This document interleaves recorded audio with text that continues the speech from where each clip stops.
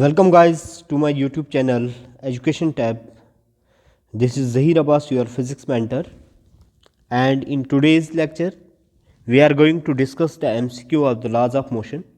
In the previous lecture we will discuss the theory of laws of motion, and in this lecture I have selected those questions which have been asked in some previous year examination and also which is the current demand of the Jammu Kashmir Service Selection Board.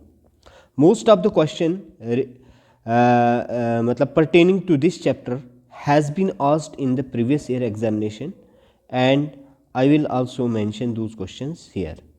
As I take the first question of today's lecture, that is about the thrust, and you see that in the finance account assistant same question has been asked, but there SSB asked about the direction of the thrust, which I already discussed in the theory lecture in the previous lecture of the laws of motion. Let's begin with this question. Okay, what is the question? Question is, a rocket of mass 1000 kg exhausted gas at the rate of 4 kg per second with velocity 3000 meter per second. The thrust developed on the rocket. Okay, for example, this is a rocket. Okay guys, and the exhaust is here.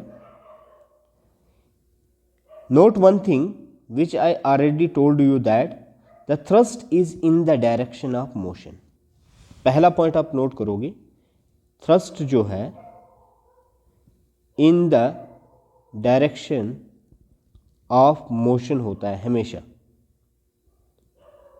ठीक है, और जो gas exhaust होती है वो opposite direction में निकलती है. और हमने पढ़ा है थ्रस्ट का formula. We have discussed about the thrust formula of the thrust. Thrust का फार्मूला क्या था, हमने क्या पढ़ा था? थ्रस्ट का फार्मूला हमने पढ़ा था U जो होता है, मतलब अगर आप थ्रस्ट निकालोगे, thrust is equal to minus u d m by d t. ये फार्मूला मैंने आपको लिखाया है. ओके, अब यहाँ पे नेगेटिव साइन इंडिकेट करता है ये जो rate of change of mass होती है, जो एग्जॉस्ट होती है, वो opposite to the direction of thrust होता है, और थ्रस्ट हमेशा in the direction of motion of rocket होता है. ओके, यहाँ आपको माइनस का फार्मूला वैसे रखोगे. माइनस सिर्फ नेगेटिव डायरेक्शन, मतलब डायरेक्शन के बारे में बताता है. 3000 आपकी वेलोसिटी है और आपको दिया है dm बाई dt. ये दिया है ना 4 kg पर सेकेंड, है ना, तो इसका मतलब ये dm बाई dt है. 4 कर दोगे मल्टीपल, 4 3 कितना होता है 12, दैट्स मीन 12,000 न्यूटन. तो थ्रस्ट कितना अप्लाई हो रहा है 12,000 Newton, which is your right option, that is a will became the right option. 12,000 Newton आपका आंसर रहेगा. तो याद रखना, क्वेश्चन पूछा था कि थ्रस्ट इन द डायरेक्शन होता है, अपोजिट टू डायरेक्शन होता है. तो मोस्ट ऑफ बच्चे जो है वो अपोजिट टू डायरेक्शन वहाँ पे लिख के आए थे, क्योंकि हम कन्वेंशनली यही पढ़ते हैं कि भाई हम एग्जॉस्ट वाली चीज़ को अपोजिट टू डायरेक्शन ले लेते हैं. तो याद रखना, थ्रस्ट हमेशा, थ्रस्ट का मतलब होता है एक फोर्स. तो फोर्स हमेशा रॉकेट की ही, रॉकेट जिस डायरेक्शन में मूव करना चाहता है ना, उसी डायरेक्शन में थ्रस्ट लगेगा. तो ये हमारा थ्रस्ट लग रहा है अपवर्ड, और एग्जॉस्ट पीछे आ रहा है. क्लियर? तो ये इसका आंसर था. क्लियर? नेक्स्ट क्वेश्चन है, नेक्स्ट क्वेश्चन गाइस दिखाया है, a gun of mass 1 kg fire 4 bullet per second. अच्छे से क्वेश्चन को पढ़ना. Each of mass 20 gram with velocity 300 metre per second. The force required to hold the gun. अब बोलता है एक गन जो है, एक गन जो है, जबकि गन का मास कितना है, अगर गन का मास 1 kg है. ओके, अब बुलेट जो है वो फायर कर रही है आगे गन. एक बुलेट का जो मास है दैट इज 20 ग्राम. 20 ग्राम मास है बुलेट का, 1 बुलेट का, और ये बुलेट जो है वो 300 मीटर पर सेकंड की स्पीड से आगे जा रहा है, और बोल रहा है पर सेकंड 4 बुलेट फायर्ड होते हैं. 1 सेकंड में 4 बुलेट फायर्ड होते हैं. तो आपको डिटरमाइन क्या करना है यहाँ पे कि किस फोर्स से हम गन को होल्ड कर पाएंगे. सबसे पहले यहाँ पे गाइस आप ध्यान रखो, हमने पढ़ा था फोर्स न्यूटन सेकंड लॉ में, फोर्स इज इक्वल टू जो होता है वो rate of change of momentum होता है. क्या होता है? Rate of change of momentum. Momentum. Okay, अब यहाँ पे आप लिखोगे जब rate of change of momentum होता है फोर्स, तो हम क्या देखते हैं यहाँ पे, हम लगाते हैं फार्मूला F इजिकल टू किसके बराबर है, rate of change of momentum means D by d T of mass into velocity.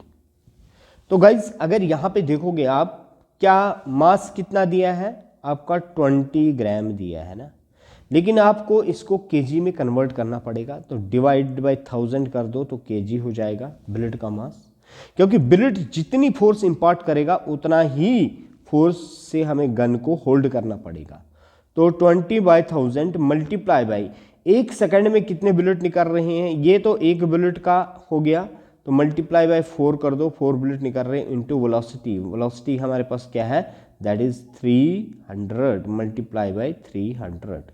तो ये एक 0 2 0 एक और 2 0, फिर ये 0 कटेगा, 4 2 0 कितना हो गया गाइस 8, ठीक है ना, हाँ 4 2 0 8 और फिर यहाँ से आपका 3 बचा, तो 8 3 0 कितना होता है 24, 8 3 0 24 न्यूटन।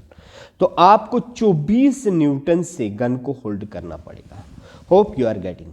मैंने क्या बोला गाइस, क्या फार्मूला लगाना है कि फोर्स जो होता है rate of change of momentum, तो momentum means mass into velocity. Simply mass हमारे पास क्या है, एक बुलेट का 20 ग्राम है, लेकिन केजी में कन्वर्ट करना है, तो डिवाइडेड बाय 1000 कर दो, मल्टीप्लाई बाय 4, क्यों, क्योंकि 4 बुलेट हो रहे हैं एक सेकंड में, तो इनटू वेलोसिटी जो था हमारे पास 300, ये कटा, ये कटेगा, ये और इसके साथ 4 3 0 12 12 2 0 24, इजिली आंसर आ गया आपका। इस तरह से आपने क्वेश्चंस को अप्रोच करना है गाइस। ओके, चलिए come to next question. Next question हमारे पास क्या है, नेक्स्ट क्वेश्चन में हमारे पास लिखा हुआ है कि the 35 kilogram girl is standing on A 20 kilogram wagon and jump of, giving the wagon a kick that send it off to 3.8 meter per second. Okay, how fast the girl is moving just after jump off. कहने का मकसद क्या है, यहाँ पे conservation of momentum का concept लगेगा guys, ठीक है। वो क्या है, जैसे मास, आप देखो स्टेटमेंट को समझना है, ये एक वैगन है, इस वैगन पे क्या है, एक लड़की बैठी हुई है सपोज करो, ठीक है, स्टैंडिंग है। जब ये वैगन से जंप करेगी आगे, तो इस 35 केजी इसका मास है गर्ल का, और इस वैगन का मास जो है वो 20 केजी है। ये इसको किक ऑफ करती है, पीछे की तरफ पुश जैसा करेगी, और कितनी स्पीड से पुश करेगी, 3.8 मीटर पर सेकेंड इसकी समझो वेलोसिटी बैक साइड होगी। तो बोलता है गर्ल किस वेलोसिटी से मूव करेगा, तो सिंपल लिखोगे आप mass of girl into velocity of girl, ठीक है ना, is equal to minus of mass of wagon into velocity of wagon, ठीक है।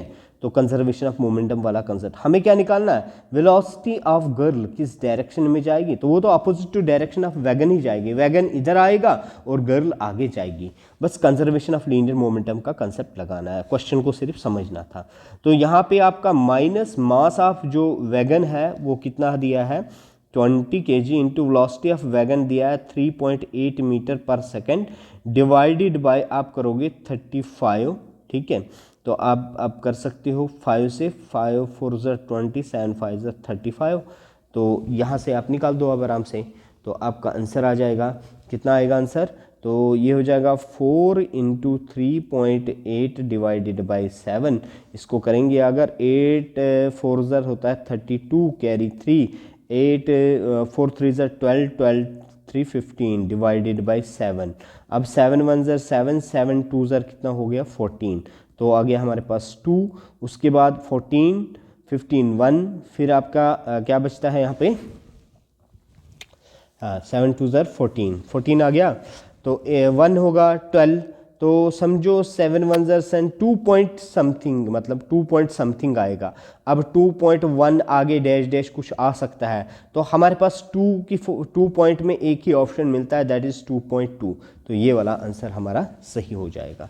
समझ आ गया क्वेश्चन गाइस? ठीक है, तो इस तरह से क्वेश्चन को समझना है। क्वेश्चन को आपने समझना क्या था, यहाँ पे क्या लिखा था, एक वैगन है यहाँ पे, इसके ऊपर की एक लड़की खड़ी है, एक लड़की खड़ी है। जब ये लड़की जंप करती है ना, तो ये किक ऑफ करती है इस वैगन को बैक साइड डायरेक्शन में, 3.8 मीटर पर सेकंड की स्पीड से पीछे जाता है। वैगन का मास 20 kg है, इस गर्ल का मास 35 kg है। तो बताना किस वेलोसिटी से गर्ल आगे जाएगी, तो law of conservation of linear momentum का कंसेप्ट लगता। क्लियर? ठीक है। उसके बाद नेक्स्ट क्वेश्चन है, काफ़ी इंपॉर्टेंट क्वेश्चन है गाइस, इस पे बहुत ध्यान दीजिए, इस पे कंसेप्ट है, इस क्वेश्चन पे बहुत अच्छा कंसेप्ट है इस क्वेश्चन पे। क्लियर? अगर आप इसको अच्छी तरह से समझ गए तो आप बड़े से बड़े क्वेश्चन रिलेट कर सकते हो। बोलता है if the constant force act on a body initially at rest the distance moved by the body in time t is proportional. बहुत सिंपल है अगर समझना चाहते हो। मैंने आपको बोला था जब भी कांस्टेंट फोर्स का मतलब क्या है, बॉडी इनिशियली रेस्ट है, मतलब इनिशियली रेस्ट का मतलब होता है इसका u0 आ गया गाइस। ओके, कांस्टेंट फोर्स का मतलब होता है एक यूनिफॉर्म एक्सेलरेशन रहेगी। ठीक है, तो हम लिखेंगे s is equal to u t plus half of a t square, ये वाला डिस्टेंस वाला फार्मूला लगाएंगे। अब देखो हमें क्या क्या दिया है गाइस, हमें एक तो इसको u को 0 कर दिया है, यहाँ पे इनिशियल वेलोसिटी 0 है, तो ये टोटल 0 बन जाएगा। तो s इज इक्वल टू बना 0 प्लस 1/2, ए कांस्टेंट रहेगा क्योंकि कांस्टेंट फोर्स है ना, तो फोर्स कांस्टेंट है, उसका मतलब मास और एक्सेलरेशन दोनों कांस्टेंट रहेंगे वहां पे। तो ए कांस्टेंट है टी स्क्वायर, तो यहाँ पे एक रिलेशन निकलता है, जब ए कांस्टेंट है 1/2 भी कांस्टेंट है, s is proportional to t square. तो डिस्टेंस किसके प्रोपोर्शनल आता है गाइस, टी स्क्वायर के प्रोपोर्शनल आता है। देखो सिंपल इक्वेशन बेस्ड क्वेश्चन था, लेकिन इसको रिलेट करना था, ये चीजें लगानी है। मतलब आपको इनिशियली एट रेस्ट का कंसेप्ट पता होना चाहिए कि इसका मतलब u0 है। कांस्टेंट फोर्स का मतलब कि भाई मास भी, फोर्स कांस्टेंट तभी हो सकती है, मास तो चलो कांस्टेंट होता है लेकिन उसकी एक्सेलरेशन भी कांस्टेंट होनी चाहिए। ठीक है, तो जब ये हमने क्या s is equal to 1/2 a t square आया, मुझे पता था ये वाली चीज़ कांस्टेंट है, तो मैं लिखता हूँ s is proportional to t square. यही पूछा था आपसे कि डिस्टेंस मोड जो है by the body in time t is proportional to, किसके प्रोपोर्शनल है, मतलब t के t प्रोपोर्शनल है, स्क्वायर है, क्यूब है, 4 टाइम्स है, तो स्क्वायर के प्रोपोर्शनल होता है। ओके, निकल गया ये हमारा क्वेश्चन। अच्छा, बहुत सिंपल क्वेश्चन है, 1 न्यूटन में कितना डाइन्स होते हैं, तो मैंने आपको ये फैक्चुअल सीधा लिखाया था, 10⁻⁵ डाइन्स होते हैं। ठीक है गाइस? गाइस इसके ऑप्शंस पूरे नहीं आए हैं, चलो इस क्वेश्चन को अभी रहने दो क्योंकि इसके 2 ही ऑप्शन आए हैं, कट गया है, नेक्स्ट में नहीं आया। चलिए नेक्स्ट क्वेश्चन है, a particle of mass 0.3 kg is subjected to the force of f k x. Okay, mass दिया है गाइज आपका, कितना दिया है, 0.3 kg मास दे दिया है। बोला जो फोर्स है वो किसके बराबर है, के एक्स के बराबर है। वेयर के क्या है, एक कांस्टेंट है 15 न्यूटन मीटर, मतलब आप हुक्स लॉ में हम पढ़ेंगे भी, f is proportional to x होता है, तो f is equal to k x लिखते हैं, वही इसी के एक्स को हम स्प्रिंग कांस्टेंट वगैरह मानते हैं वहाँ पे। ठीक है ना, तो एफ हमारे पास 15 है, इंटू एक्स आ जाएगा यहाँ पे, तो ये हमारे पास फोर्स आ गई guys. What will be the initial acceleration if it is release from the point of 20 centimetre away from the origin. तो मतलब ये चीज़ें हमारे पास गिवन है, बोल रहा है जब इसको हमने क्या किया, what will be the initial acceleration क्या होगी if it is release from the point of 20 centimetre away from the origin. मतलब एक बॉडी को ओरिजिन जिसका यहाँ है इसको 20 सेंटीमीटर के आगे से छोड़ा हुआ है, तो इसका इनिशियल एक्सेलरेशन यहाँ पे क्या होता है, ये गाइस हमें निकालना है। देखो क्वेश्चन को किस तरह से समझना है, क्वेश्चन को समझने की ज़रूरत इस तरह से है, आपने सबसे पहले ये देखना है कि फोर्स ऑन द पार्टिकल, जो मैंने आपको बताया, सबसे पहले आपने फोर्स को निकाल देना है। तो फोर्स को अगर निकालोगे तो क्या आएगा फोर्स, शाबाश बताओ। देखो एक्स भी अब आपको दे दिया है ना, एक्स भी दे दिया है। हाँ कैसे, मैं आपको बोलूँगा, यहाँ पे थोड़ा मुझे जगह कम मिल रही थी गाइस, तो ध्यान रखना। एक्स मेरे पास दिया है समझो 20 सेंटीमीटर, ओके, तो मीटर में कन्वर्ट करूँगा, ये आ जाएगा मेरे पास 0.2 मीटर, आ गया 0.2 मीटर। ओके मेरे पास F is equal to k x का फार्मूला था, जबकि K की वैल्यू मेरे पास 15 पता है, इंटू 0.2 कर दोगे तो गाइस कितना आ जाएगा, 15 टू 30 होता है, ये बना हमारे पास 30, लेकिन पॉइंट एक के बाद लगेगा यहाँ पे पॉइंट, तो इसका मतलब फोर्स मेरे पास 3 न्यूटन निकल गई। कितनी फोर्स निकली, 3 न्यूटन। ओके जब 3 न्यूटन आपके पास फोर्स पता चल गया, अब आप आराम से एक्सेलरेशन निकाल सकते हो। क्यों, क्योंकि आपको पता है एक दूसरा फार्मूला फोर्स का, मास इनटू एक्सेलरेशन, तो force by mass is equal to acceleration के बराबर आ जाएगा। फोर्स आपका 3 न्यूटन गाइस निकला और मास कितना दिया है, 0.3 kg दिया है, इज इक्वल टू एक्सेलरेशन। जब ये पॉइंट है ऊपर चला जाएगा तो 30/3 हो जाएगा गाइस, ये आपके पास एक्सेलरेशन। तो आपका एक्सेलरेशन जो है वो 10 मीटर पर सेकेंड स्क्वायर। देखो इस तरह से क्वेश्चन निकालना है, समझ आया। देखो इन गिवन इन्फॉर्मेशन से आपने सबसे पहले फोर्स डिटरमाइन किया, फिर फोर्स को न्यूटन सेकंड लॉ में आपने यूज किया और वहां से आपने एक्सेलरेशन निकाल दिया। तो आपका सही उत्तर जो होता है, सही ऑप्शन जो है वो बी है। Hope you are getting this, ठीक है। इस तरह से हमने क्वेश्चंस को करना है। नेक्स्ट क्वेश्चन है हमारे पास गाइस, क्या लिखा है, ए शिप ऑफ मास, शिप का जो मास है वो कितना दिया है, 3 × 10⁻⁷ kg initially at rest is pulled by the force of 5 × 10⁴ newton through the distance of 3 metre, assume the resistance due to water is negligible, the speed of the ship क्या होगी। देखो बहुत सिंपल क्वेश्चन है, अगर थोड़ा सा भी ध्यान आप दोगे यहाँ पे आपको क्वेश्चन क्या पूछा है कि ए शिप ऑफ मास, मास कितना दिया है शिप का गाइज, वो है 3 × 10⁻⁷ kg दे दिया है मास आपके पास। उसके बाद बोला है इनिशियली एट रेस्ट, मतलब इनिशियल वेलोसिटी जो है इसकी वो 0 है। Okay pulled by the force, उसके बाद जब आप फोर्स लगा रहे हो इस पर कितना, 5 × 10⁴ न्यूटन की जब फोर्स लगाओगे थ्रू द डिस्टेंस, ये बॉडी आपने इनिशियली यहाँ रेस्ट था ना, सपोज करो ये देखो ये मैं बॉडी बना रहा हूँ, यहाँ पे रेस्ट है, रेस्ट में जब आप फोर्स लगा रहे हो, उसके बाद जब ये 3 मीटर तक पहुंच चुकी, यहाँ से आगे 3 मीटर पहुंच चुकी, तो बोलता है इस पॉइंट पे वेलोसिटी निकालो क्या होगी। देखो गाइस कितना खतरनाक क्वेश्चन बनाया है। इस क्वेश्चन में अगर मैं 1 मिनट आपको क्वेश्चन नहीं बता, जरा आप सोचो आप कैसे अप्रोच करोगे क्वेश्चन को, ठीक है, शाबाश। तो सबसे पहले देखो दिमाग में क्या रखना है, मुझे बताओ क्या क्या गिवन है आपको। आपको दिया है एक तो इनिशियल वेलोसिटी, ठीक है, और क्या दिया है, डिस्टेंस दे दिया है गाइस, और क्या दिया है, आपसे v पूछा है। अब बताओ आपके पास 3 ही इक्वेशंस है ना, v = u + at, पहले मैं ये लिखता हूं यहां पे, क्या ये इक्वेशन लग सकती है इस v मालूम करने के लिए, नहीं लग सकती है। क्यों, क्योंकि हमें चलो u तो पता है, e पता ही नहीं है, और न t पता है, 2 वेरिएबल, a तो चलो आप फोर्स से मालूम कर दोगे यहाँ से, लेकिन t भी नहीं पता, ये नहीं लगाओगे। उसके बाद s = ut + ½ क्या ये लग सकता है, नहीं, t और दोनों चीज़ें वेरिएबल हो वहाँ पे हम चीज़ों को नहीं निकाल सकते, at दोनों वेरिएबल नहीं निकाल सकते। तो एक ही इक्वेशन लगेगी, v² = u² + 2as वाली इक्वेशन गाइज इसमें लगेगी। लेकिन उसके लिए सबसे पहले हमें a निकालना पड़ेगा। F = मास इंटू एक्सेलरेशन होता है, तो a = F divided by mass करोगे आपके पास एक्सेलरेशन निकल आ जाएगा, प्रीवियस क्वेश्चन की तरह ही है ना। तो फोर्स आपके पास कितना दिया है गाइस, 5 × 10⁴ डिवाइडेड बाय 3 × 10⁻⁷, इस तरह से दिया है ना। तो यहाँ से आपका एक्सेलरेशन निकल गया, समझो ये आपका एक्सेलरेशन आया।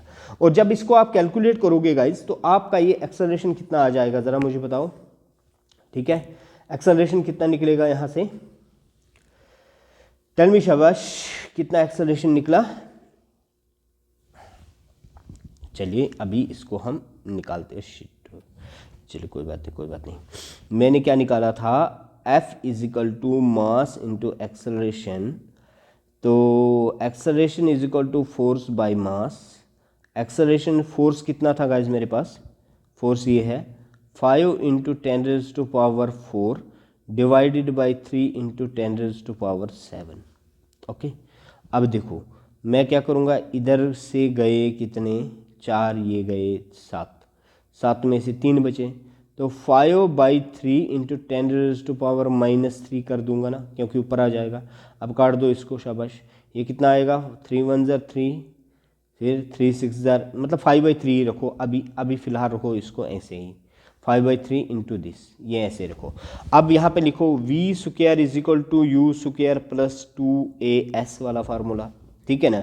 u तो आपको 0 दिया है क्योंकि बॉडी लिखा है इनिशियली रेस्ट पे है, तो u इज इक्वल टू 0 आ गया। तो v² इज इक्वल टू ये u 0 आ गया, 2 इंटू एक्सेलरेशन है 5/3 इंटू 10⁻⁻³ और फिर आपका s डिस्टेंस दे दिया, कितना है 3 है गाइज। 3 के साथ 3 कटा, देखो अब इजली हो गया ना, 5 2 ज़र कितना होता है 10 हो गया। तो आप लिखोगे 10 इंटू 10⁻⁻3, समझ आ रहा है, 10 इंटू 10⁻⁻3, ओके 3 मीटर 7, हाँ ठीक है। अच्छा 5 2 ज़र कितना होता है 10। अच्छा अब देखो ये हमारे पास क्या आ जाएगा, ये हमारे पास गाइज बचेगा 10⁻⁻²। अब v है तो v², v किसके बराबर हो जाएगा, √10⁻²। जब ये -2 का अंडर रूट हो जाएगा, ये इससे बाहर आएगा, तो ये बचेगा simply 10⁻⁻1। That's mean 0.1 metre per second आपका आंसर होना चाहिए, ओके। तो ऑप्शन है कोई, यस सी ऑप्शन है गाइस। तो इस तरह से हमने इस क्वेश्चन को अप्रोच किया है, ठीक है। देखो ये क्वेश्चन जो मैं करवा रहा हूँ ना, हर क्वेश्चन के पीछे कोई ना कोई लॉजिक होता है। आज मैंने सिलेक्टिव क्वेश्चन लिए, मैं पूरा PDF लेता था, लेकिन आज मैंने क्वेश्चंस को स्टडी किया और देखा जिसमें कंसेप्ट अच्छा बनता था, वही क्वेश्चन मैंने यहाँ पे उठाए और जो PYQ में प्रीवियस ईयर एग्जाम्स में पूछा गया या कंसेप्चुअल बेस है, ताकि आपको अगर 10 से 15 क्वेश्चन ही ट्राई करोगे, लेकिन वो क्वालिटी क्वेश्चन होने चाहिए। Come to next, a body of mass m is at rest बोल रहा है, another body of same mass moving with velocity v makes a head on elastic collision. मैंने गाइस आपको बोला था आई थिंक एक बार, इलास्टिक कोलिजन ऐसी कोलिजन होती है जिसमें मोमेंटम, काइनेटिक एनर्जी और टोटल एनर्जी सभी कंजर्व रहती हैं with the first body. After the collision the first body start with move with velocity. देखो सिंपल सा क्वेश्चन है, इसमें law of conservation of linear momentum लगेगा, मैं आपको बताता हूँ। बोलता है a body of mass m at rest, एक बॉडी ये है, इसका मास कितना है गाइज m है, ये इनिशियली रेस्ट पे है। अब क्या होता है, अनदर बॉडी, पीछे से एक दूसरी बॉडी आती है ऑफ सेम मास, इसका मास भी m ही है और ये v वेलोसिटी से मूव करती है। अभी ये टकराती है इसके साथ, जब इसके साथ टकराएगी तो उसके बाद बोलता है, जब इनका कोलिजन हो गया ना, यहाँ पे ये कोलिजन हो गया, यहाँ पे कोलिजन हुआ इनका, कोलिजन होने के बाद बोलता है ये जो फर्स्ट बॉडी है किस वेलोसिटी से मूव करेगी। देखो फर्स्ट वेलोसिटी किस वेलोसिटी से मूव करेगी फर्स्ट बॉडी, आप क्या लिखोगे, initial momentum is equal to the final momentum, ठीक है ना। मतलब कहने का मतलब m1 okay u1 plus m2 u2 is equal to m1 v1, ठीक है ना, प्लस m2 v2। देखो जब ऐसी कंडीशन होती है ना, इक्वल मास होगा गाइज, तो एक चीज ध्यान रखना, सेम मासेस की बात हो रही है, किसकी बात हो रही है, सेम मासेस की बात हो रही है। और जब वो हेड ऑन कोलिजन में जाएंगे ना, तो इसमें क्या होता है, ये एक चीज ध्यान रखना, ये जो अगर दोनों का मास सेम है, अगर दोनों का मास सेम है, मतलब इसका मास और इसका मास सेम है, ये इनिशियली रेस्ट पे थी, जब कोलाइड करेगी ना, ये पहली वाली बॉडी गाइज रेस्ट पे आ जाएगी और दूसरी वाली बॉडी जो होती है ना, उस वेलोसिटी से मूव करेगी जिस वेलोसिटी से पहली वाली मूव कर रही थी, ठीक है। तो ये वाला रेस्ट में हो जाएगा ऑटोमेटिकली, ये पहली वाली बॉडी रेस्ट में आ जाएगी और पहले क्या थी, सेकंड बॉडी रेस्ट में थी, ये वाली, ठीक है। तो ऑटोमेटिकली हमें ये पता चलता है v वेलोसिटी से मूव करेगा। अब इसमें वैल्यू भी डाल सकते हो, कैसे डालोगे वैल्यू, आप लिखोगे mv, ठीक है ना, mv इज इक्वल टू, ये 0 हो गया गाइस। इसके बाद मैंने बोला अब फर्स्ट बॉडी 0 हो जाएगी, तो आप लिखोगे m2 v2, तो v2 हमें निकालना है। देखो अब लिखोगे mv is equal to, m2 कितना है, वो भी m है, इंटू v2, ये m और m क्या होगा, कैंसल, मतलब v2 सेकंड बॉडी की जो वेलोसिटी, इसकी वेलोसिटी जो v2 निकलेगी वो v के बराबर निकलेगी जो पहली वाली की वेलोसिटी थी। यहाँ से भी प्रूव हो गया। ये ऐसा भी आप याद रख सकते हो कि अगर दो इक्वल मासेस हैं, ठीक है, ये इनिशियली रेस्ट पे है और ये v वेलोसिटी से आ रहा है। कोलिजन के बाद क्या होगा, ये जो पहली वाली बॉडी, ये वाली बॉडी थी, अब ये रेस्ट में आ जाएगी और अगली बॉडी जो है वो v वेलोसिटी से मूव करेगी कोलिजन के बाद। ऐसा भी याद रख सकते हो गाइस, ठीक है। नेक्स्ट क्वेश्चन हमारे पास है, एक रॉकेट है, ठीक है ना।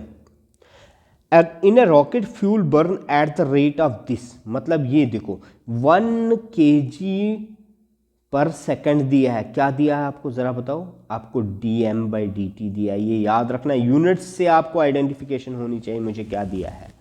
This fuel is ejected from the rocket with velocity, अब यू भी दे दिया आपको कितना, 60 km/सेकंड।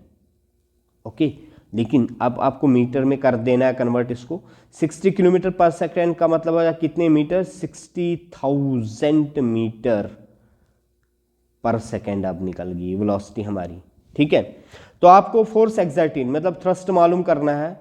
थ्रस्ट क्या होगा, -u dm/dt। ये पहले वाला एक क्वेश्चन मैंने करवाया उसी की तरह है। -60,000 लिखोगे गाइज यहाँ पे, इनटू dm/dt 1 दिया है, तो ऑटोमेटिकली आपका आंसर 60,000 न्यूटन आ जाएगा। ये आपका थ्रस्ट होगा, तो आपका आंसर बी सही ऑप्शन है। क्लियर। माइनस साइन ये इंडिकेट करता है जिस डायरेक्शन में एग्जॉस्ट होता है उसके अपोजिट डायरेक्शन में थ्रस्ट लगता है। Opposite direction of exhaust, not opposite direction of rocket. याद रखना, thrust is always applied in the direction of rocket. Okay, जिस डायरेक्शन में रॉकेट का मोशन होता है उसी डायरेक्शन में। ओके, तो ये वाला क्वेश्चन भी 29th हो गया गाइस। उसके बाद आपका है, ड्यूरिंग अ फुटबॉल मैच, एक फुटबॉल मैच के दौरान क्या हो रहा है, a ball shots toward the goal struck the defender. देखो एक फुटबॉल मैच हो रहा है, यहाँ पे इसने यहाँ से हिट किया, यहाँ पे एक डिफेंडर है, ए टीम का डिफेंडर है, इस डिफेंडर ने बॉल को यहाँ पे गाइस रोका। Okay, defenders foot at speed of 10 metre, ये बॉल यहाँ पे स्ट्राइक करता है